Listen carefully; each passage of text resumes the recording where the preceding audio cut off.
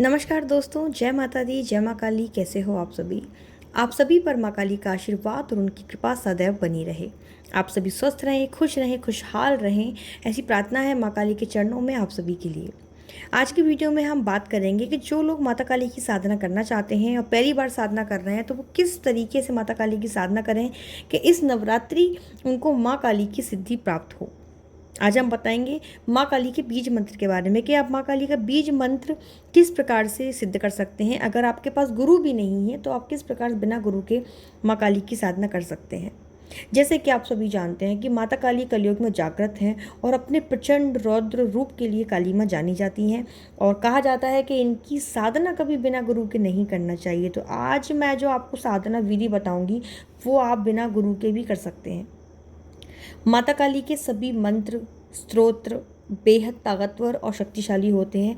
इनके मंत्रों में बहुत अधिक मात्रा में ऊर्जा निकलती है, जिससे जो साधक नए होते हैं वो इस ऊर्जा को संभाल नहीं पाते हैं। इसलिए कहते हैं कि माता काली की साधना में गुरु का बेहद होना ज़रूरी है, क्योंकि जब गुरु ही होते हैं तो वो आपको बताते हैं कि आप इन ऊर्जाओं को, आप माँ काली से निकलने वाली शक्तियों को किस प्रकार से आप संभालें। क्योंकि माता काली कलयुग की जागृत देवी हैं। 10 महाविद्याओं में सर्वप्रथम माँ आती हैं, सबसे पहले नंबर पे तंत्र की अधिष्ठात्री देवी हैं माँ काली। और जब कोई साधक नवरात्रि जैसे जागृत दिनों में जब कलयुग की जागृत देवी का आह्वान करेगा तो उसमें से बहुत तीव्र मात्रा में एक विस्फोट की तरह ऊर्जा निकलती है और ऐसे में बहुत मुश्किल हो जाता है साधक कैसे वो उस ऊर्जा को संभाले। तो किस तरीके से आप माता काली की साधना कर सकते हैं ये मैं आपको आज के वीडियो में बताऊंगी। तो बिना वीडियो को स्किप करिए, लास्ट तक देखिएगा। वीडियो को लाइक ज़रूर कर दीजिएगा, चैनल को सब्सक्राइब कर दीजिएगा और पहली बार आए हैं तो बेल आइकन प्रेस करके अपना प्यार भरा आशीर्वाद दे के लाइक ज़रूर करिएगा वीडियो को। मुझे कमेंट में कई लोगों ने कहा कि दीदी कोई ऐसी साधना बताइए जो बिना गुरु के कर सके, माता काली का बीज मंत्र हम सिद्ध कर सकें। तो आज की साधना में हम इसी बारे में बात करने वाले हैं। देखिए, माता काली के अनेकों रूप हैं, लेकिन जिस शब्द में सबसे पहले माँ लग जाए फिर वो सबसे ऊपर होता है, यानी वो हमारे लिए माँ है और माँ सदैव ही ममतामयी होती है। माता काली की साधना से साधक कुछ भी प्राप्त कर सकता है। माता काली की ये साधना शत्रुओं को शांत करने वाली है।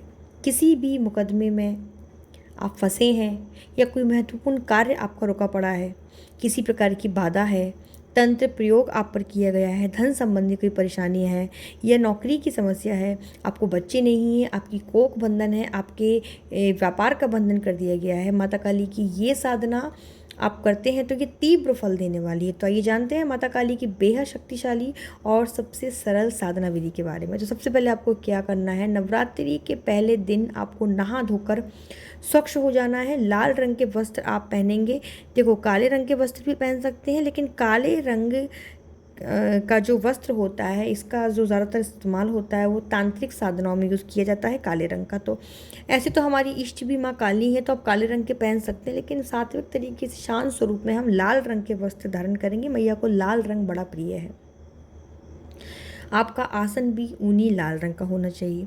सर्वप्रथम आपको अपने पूजा वाले कमरे में जाना है, काली माँ के सामने प्रार्थना करनी है। सुबह आप धूप दीप पूजा पाठ जो भी आप करते हैं वो करिए। आप लकड़ी की आप चौकी की स्थापना करेंगे, अखंड ज्योत जलाइए। आप जौ बो रहे हैं तो आप जौ जलाइए। आप दुर्गा सप्तशती का पाठ करिए, सुबह के टाइम पर सिद्ध कुंजिका स्तुति का पाठ करिए। साधना जो आपको करनी है वो आपको रात्रि के समय पर ही करनी है, क्योंकि नवरात्रि रात्रि की साधना का बड़ा विशेष महत्व है।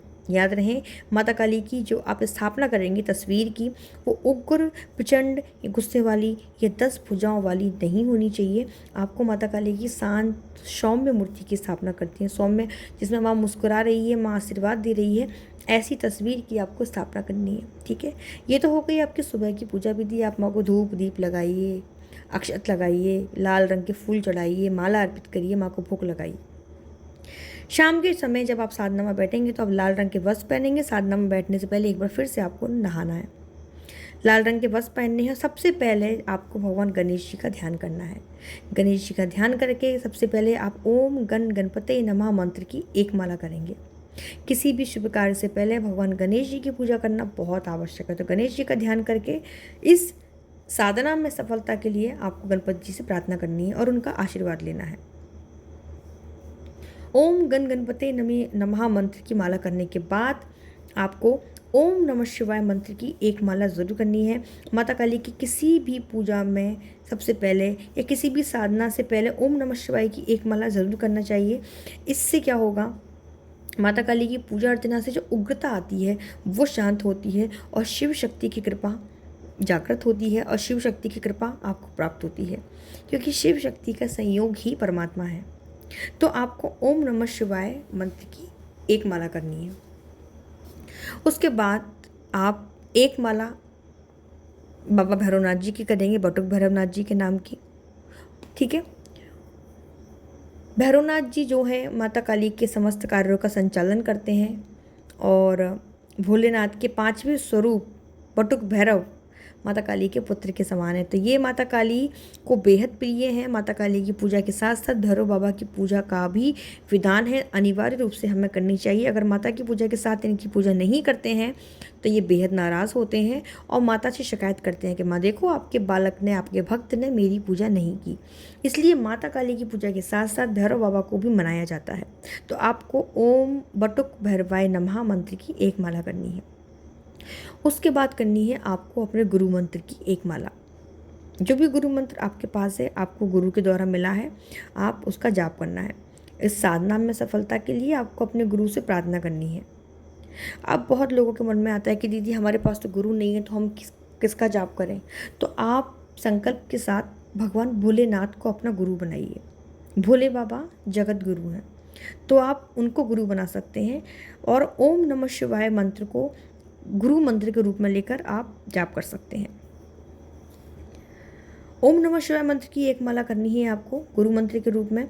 अगर आप हनुमान जी को अपना गुरु बनाना चाहते हैं तो आप हनुमान जी को भी गुरु बना सकते हैं।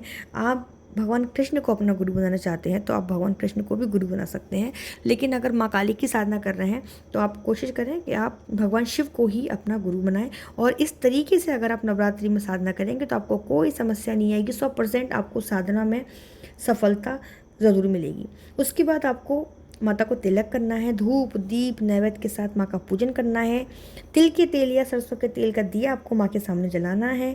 पुष्प अर्पित करने हैं। गुड़हल का फूल अब माँ को बहुत प्रिय है, मोगरे का फूल माँ को बहुत प्रिय है, वो आप अर्पित करें। माँ को भोग अर्पित करें। भोग में आप सूजी का हलवा, खीर, पान, पेड़े, लौंग, बताशे जो भी आपके पास है आप श्रद्धा से माँ को चढ़ाएं। उसके बाद आपको संकल्प लेना है। संकल्प के लिए आपको अपने दाएं हाथ में जल पुष्प अक्षत लेना है। माँ को अपना नाम बताना है, अपने पिता का नाम, अपनी पत्नी का नाम, अपनी मनोकामना बोलनी है। साथ ही आपको बोलना है कि माँ 9 दिन तक रोज़ाना मैं 21 माला आपके बीज मंत्र की करूँगा। माँ काली का जो बीज मंत्र है वो है ओम क्रीम कालिकाय नमः। ओम क्रीम कालिकाय नमः।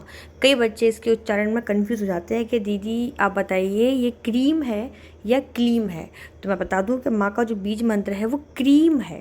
ठीक है, ओम क्रीम कालिकाय नमः। इस तरीके से आपको 21 माला रोज़ाना संकल्प लेना है 9 दिन तक। और संकल्प लेने के बाद आपको जो जल है वो नीचे छोड़ देना है, भूमि पर छोड़ दें।